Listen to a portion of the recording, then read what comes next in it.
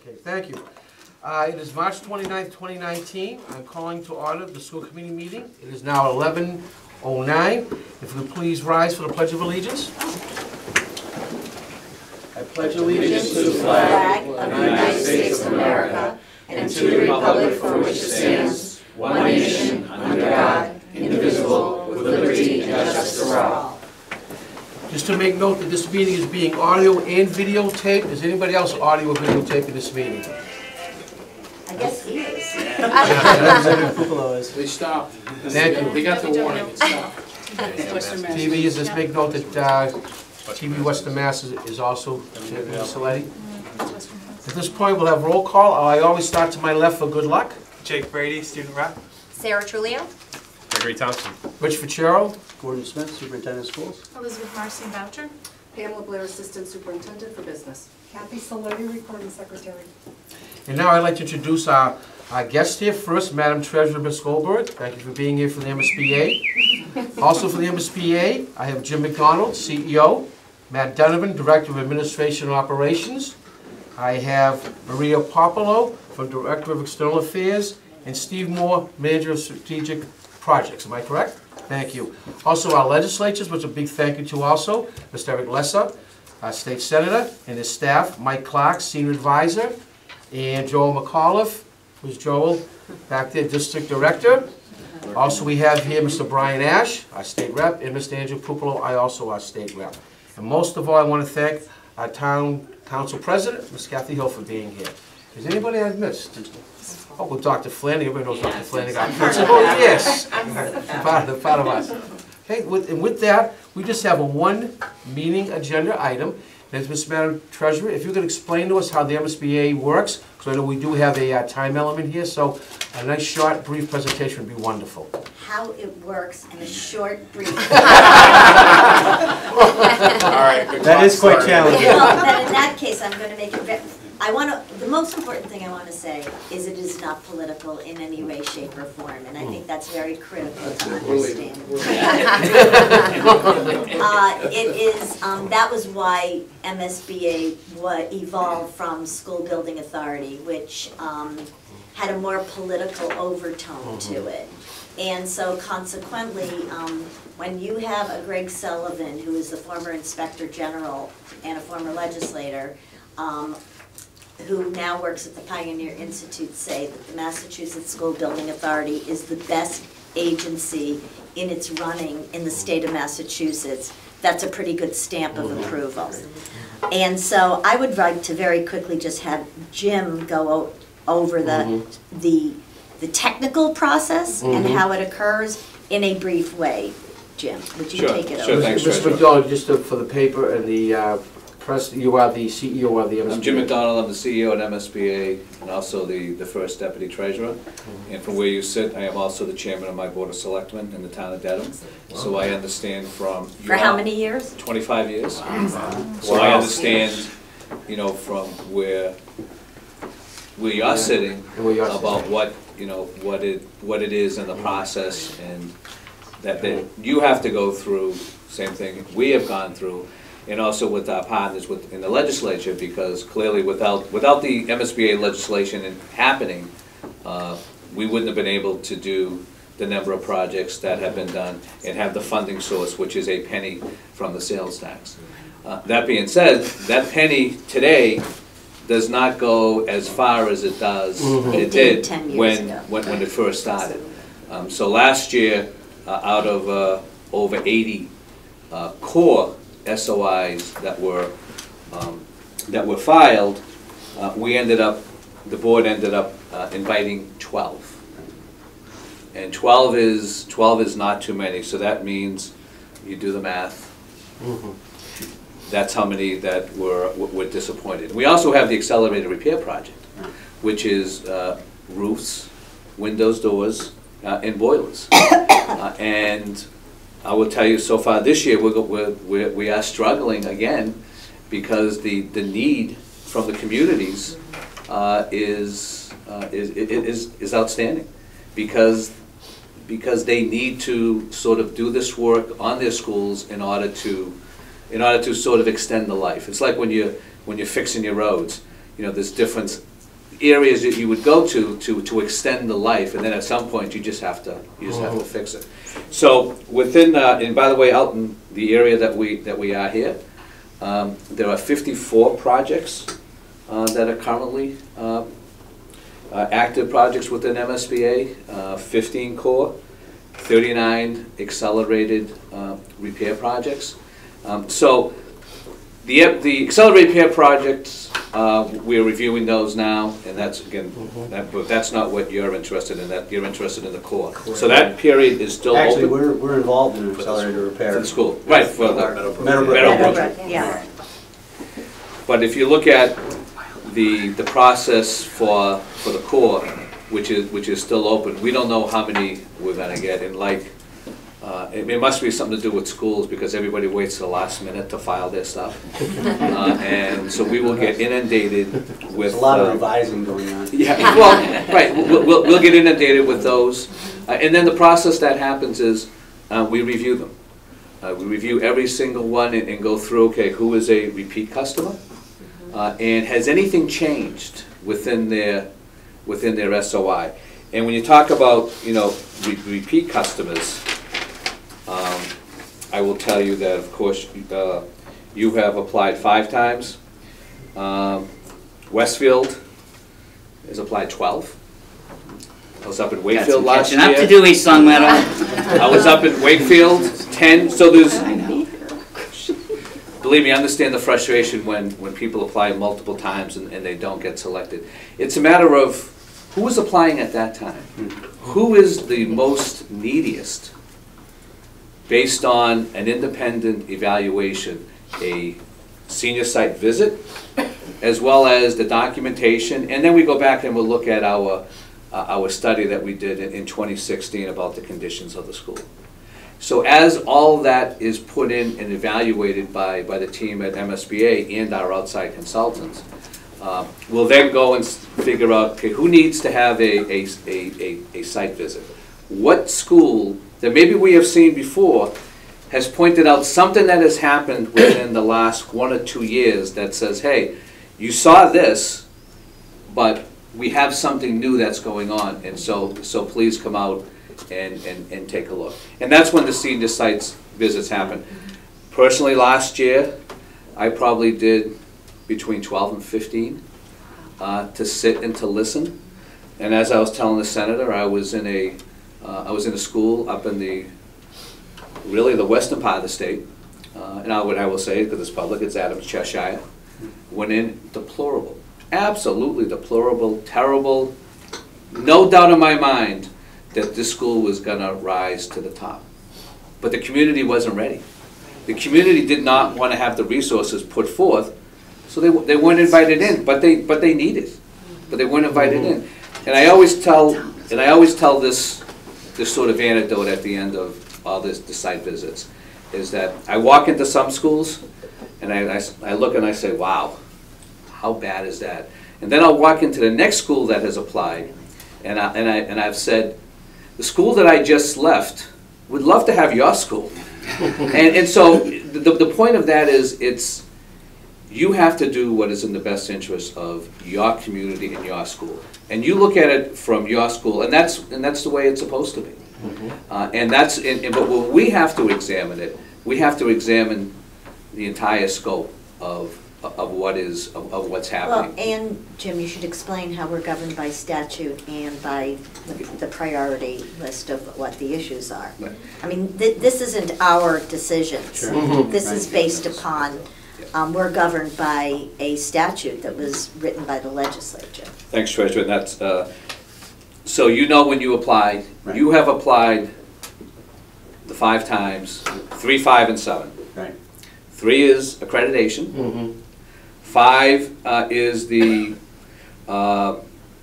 is really replacement, renovation, modernization of the heating system, electrical systems, and 7 is the really the programmatically issues that you have. And so we have, after our review of the SOIs, we narrowed it down to 5 and 7, because 3 in the accreditation area, while you hit some, there's a whole a lot of other stuff that have nothing to do with your facility. So that's why you've seen that the 3 has been tossed out, so to speak, and we look at 5 and 7. So those are the statutory requirements for us in order to consider a school. So a school is number 1, which is the, it's really, you're going to close down. And I'll look at Springfield when you had the tornado.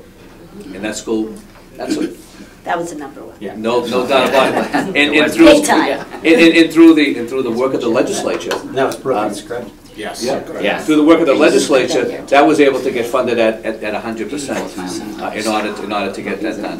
So we look at the priorities. So we go, the 1 to 2s and what the district thinks, and then what we find out based on conversations and analysis. We come to the next 2. And by the way, we are always available to answer any question that you have. I do have to say, Diane Sullivan, Diane our Sullivan. liaison, Yeah, she's she's excellent. fantastic. She's incredible. Always prompt in getting back, has great responses to anything that I've asked. She's been fantastic. Now, I'd like to add Please, Treasurer. something. So, for me, MSBA may be a bricks and mortar agency, but for me, it's a mission-driven agency. And for so many kids in this state, new schools, 21st century learning environments are the only pathway to long-term economic stability. And so consequently, it's why I put someone who comes from the local level in charge, because I want people at the agency who all do superlative jobs to have a sense of what it's like to sit in your chair, the same way I sat in those chairs, because it's a different perspective. And even in the most sophisticated communities, it's difficult to understand sometimes how MSBA functions. I lived through the transition as chairman. I was at the time chairman of the selectmen. Now it's chair of the select board, but it's the same thing. And always, so I lived through SBA into MSBA, which was it was all confusing at that time. And what we've tried to do is to be far more outreaching than even MSBA ever was. On the politics side, at my swearing in January, I stated we need more money for schools. And we've, in my core team, have both either asked legislators and senators to file bills that would help assist with that. Some of the things that you would never know is that there's a cap on what we can spend. So it's like you have a credit card and you hit the max, even if you know you have more money, because sometimes we'll have a project that isn't ready and they step out of the process. So we are asking the legislature to consider lifting our cap. Only for East Long Meadow. We are also, we have a bill filed, and I believe that in the Senate, the chief sponsor is Will Brownsberger, and in the House, Representative Cahill, for online lottery that would designate profits from that to both special ed and MSBA projects. We recognize that as buildings cost more and more, as they're greater need, and the cost of construction, because we have a booming construction economy in Massachusetts, is that my first year I was able to do 26 projects. I'm down to 12.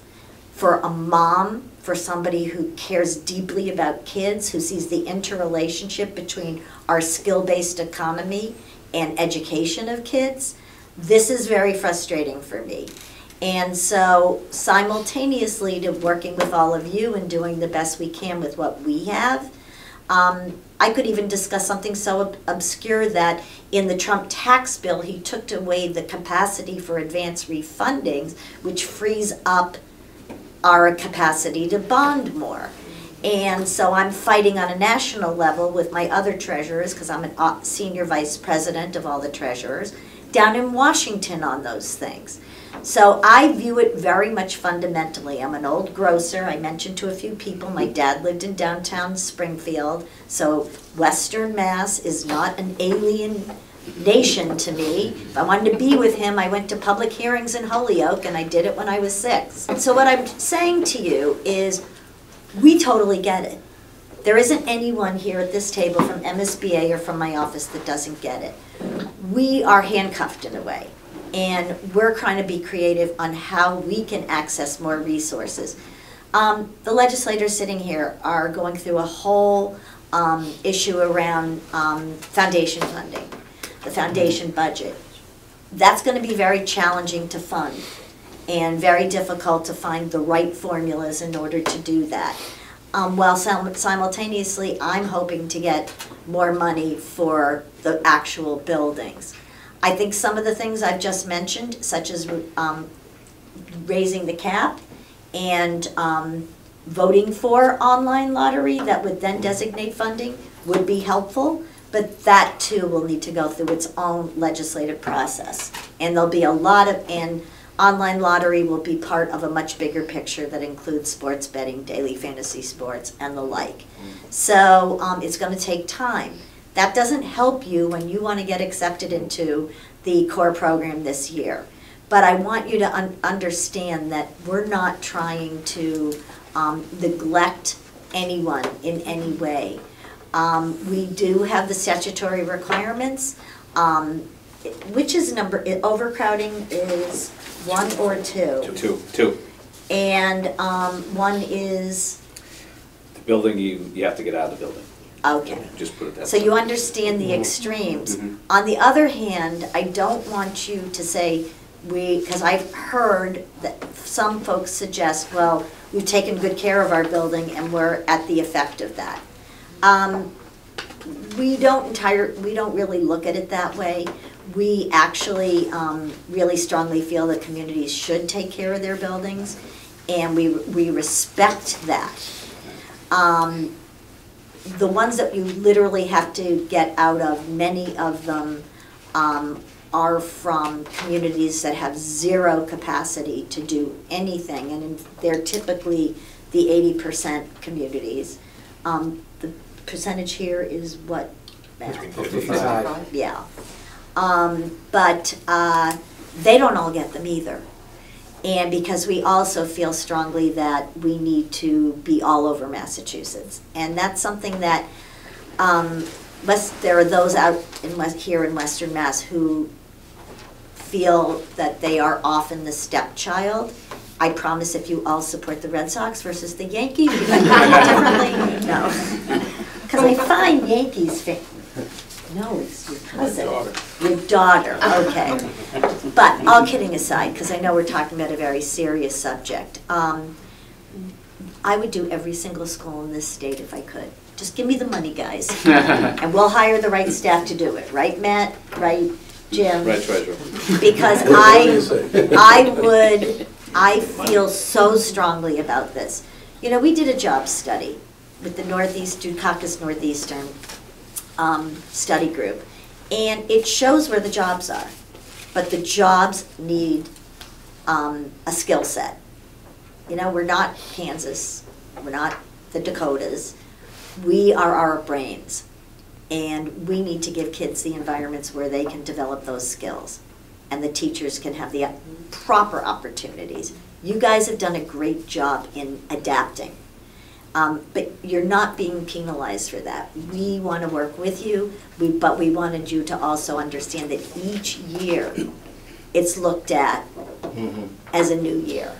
And that's why Jim went over people who have applied 12 times. I will tell you the greatest day will be, and if I'm not treasurer at that time, I'll come back, is when I listen to the speeches that say, oh my God, we went through this for so many years, but here we are cutting the ribbon. And those days do come.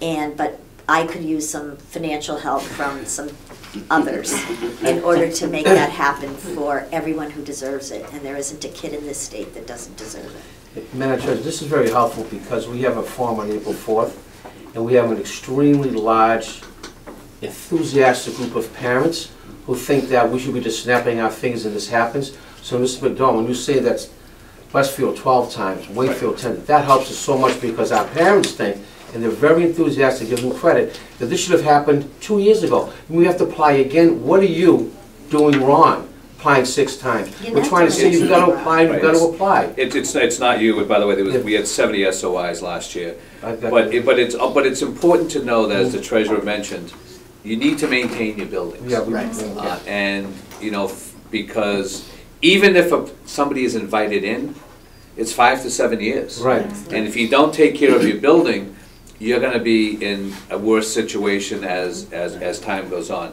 And, you know, and I just gave you a few of the, but the most that has applied is Westfield, that's 12. And we only looked at anybody that was 5 Yeah, we plus. appreciate that. Because we can tell our parents, with all their enthusiasm, they're making phone calls now to your office, if I'm correct. So we're trying to slow them down a little bit, like, See, let us it's do our not- job.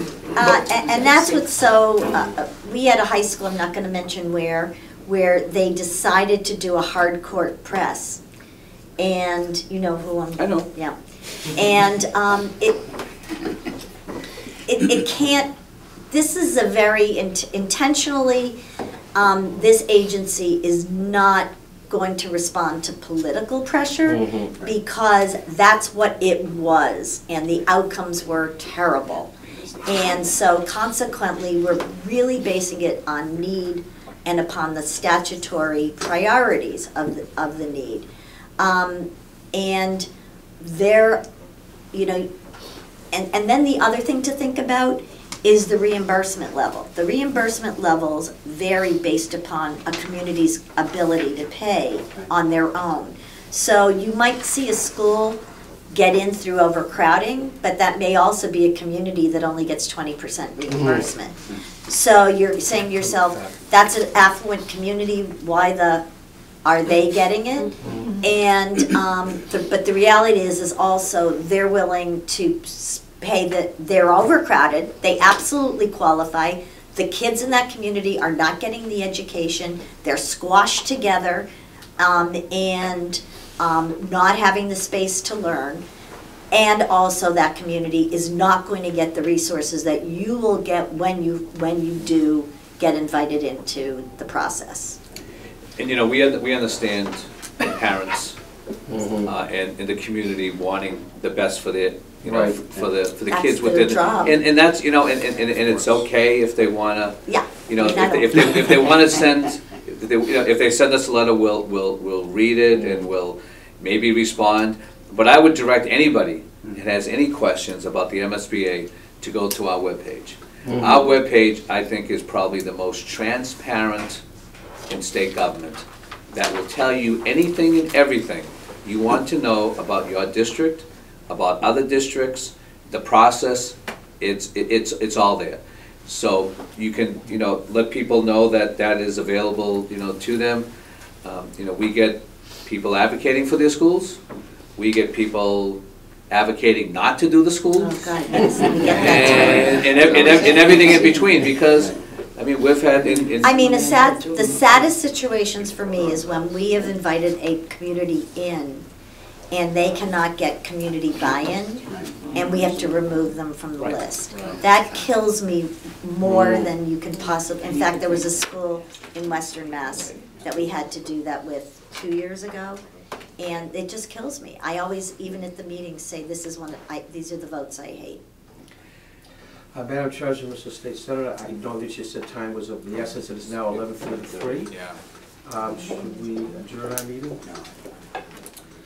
Thank you for inviting us in. We know that you have not submitted your SOI yet. You'll be getting it in about a week. So you'll be getting it, and, you know, the team will once again, you know, be evaluating, and thanks for your time, and thanks for being passionate about your school. And I just want to quickly thank the treasurer and her whole team for coming out. We appreciate it, and we appreciate it, Treasurer Goldberg. And I really do want to thank the parents and the school committee. I think, as you can see from the turnout here, we've got the council, the school committee, the superintendent, community members all united, and I think we all appreciate it's a long process, but there's absolute Keep the commitment. parents involved, because when you have to eventually pass this, Exactly. Right. whether it's a debt exclusion, whether it's built into the capital budget, you're gonna need them all to campaign. Madam Chair, just have one question before we. Yes. Just in helping our parents and our community understand. Right, Jim? What I've been saying, and what we've all been saying, and I think you've addressed it a little bit, is the process is overcrowding will qualify you more readily, a condemned building will qualify you more readily, or time. Is that really our best hope, is just wait it out, waiting? And we don't want to be one of those 12-year No, it's a matter of who How you applies. compare that year. Compare that particular Right, but year. we have no control over it, and You don't. because our community wants to go with a project, we feel that our community wants to go with a project, and we have to wait for MSBA. We can't say to our town, we're gonna go on a loan, because next year potentially we would get 55% funding. So what do we do as a committee, as a community, to get an opportunity to have a shot at a building? Continue to do what you're doing. That's all I can. That's. And so, to your point about neediest, are we, what's your feel on our building? You've toured the building, are we in the needy realm at some point? I'm not gonna comment Okay, on that. fair enough. They don't have all the SOIs. That's fair enough. Yeah, we don't even know what's coming in this year. One thing though I think we can say, But if we had more money, we could do more projects. Well, but to that point though, and you talked about No guarantee, treasurer. no guarantee. Should we look at lowering percentages so that more communities have an opportunity to be involved? I think we would prefer 40% and go next year than 55% 7 years from now. Everything is set by statute and you know, and again, it's. Because 12 out of 70 is never gonna get everybody in. No, but lifting the cap and get us more money will give us the opportunity, because Add more space. when we're inviting schools in, so the schools that were invited in for this past year, they are being slotted for fiscal 21, 22, so 3 years out to start. Right. So it's it's when we have the money. Right. So when we're looking at we have a statutory cap of how much money, so 600 million. And so the projects that we're paying for now, we're invited in 3 or 4 years ago. And so when you're looking at what we have available, so if the cap gets removed and we get additional funds, then you can do additional projects. And you gotta also remember that the cost per square foot of a building is not the same as it was 10 years ago. And you're seeing, and if you do an elementary school, elementary schools can be more cost effective than a middle school, and then high schools are usually the most expensive. Sure. and everybody in this room totally agrees with maintaining this building. I think you saw the maintenance that's been put in. Yeah. And you know, and it's a credit to the district and to your staff, and I noticed that it's your public works that maintains your staff, and you're lucky because not everybody has that capability to have the support. So that's why your building is well maintained, and that's what you need to continue to do, and look forward to seeing your SOI. Because we have as you know, we have a big roof that's in need of replacement, which is millions of dollars, and so we, as a committee, have decided to not do that because we're hoping for a new building. But at some point, we're going to have to make a decision to spend millions of dollars on this building, and then will that hurt us in the MSBA process because it takes away some of our need, which is leaking roof? It doesn't. It shows that the it shows that the district is maintaining their building, because when we go and look at a school, we also look at the maintenance. Is the district keeping up with maintenance of their building? Because if they're not doing it now, Are they gonna do it on the new are they going to do it later? So, I mean, I can show you schools that have roof that are leaking, and I say the exact same thing to all of them. You have to maintain what you have, and I mean, you know what you have to do, Right. and I get the money situation. As a selectman, though, you must understand that if we proposed it and got a roof for this building, the town in 2 years is not going to say, yeah, tear it down and start over again, though. So we're in that crux right now. But remember, There's a fine line right when now. you get invited in, you're looking at 3 years out to begin. Sure. Then you have to go through your local process, which is timely, and there's all sorts of stages.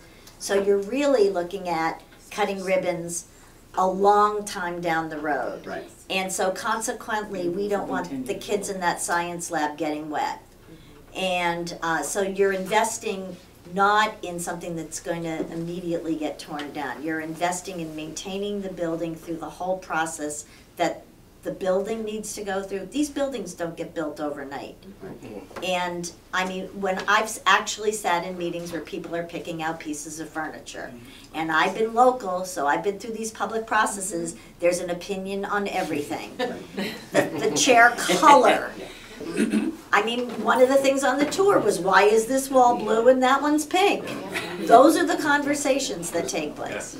And to your point, our partnership with our DPW is fantastic, and we're working on how we continue to make sure that our roof has fewer leaks, Sure. patching and so forth, so thank you. Absolutely, thank you very much. Can you finish the motion to adjourn, please? Thank you.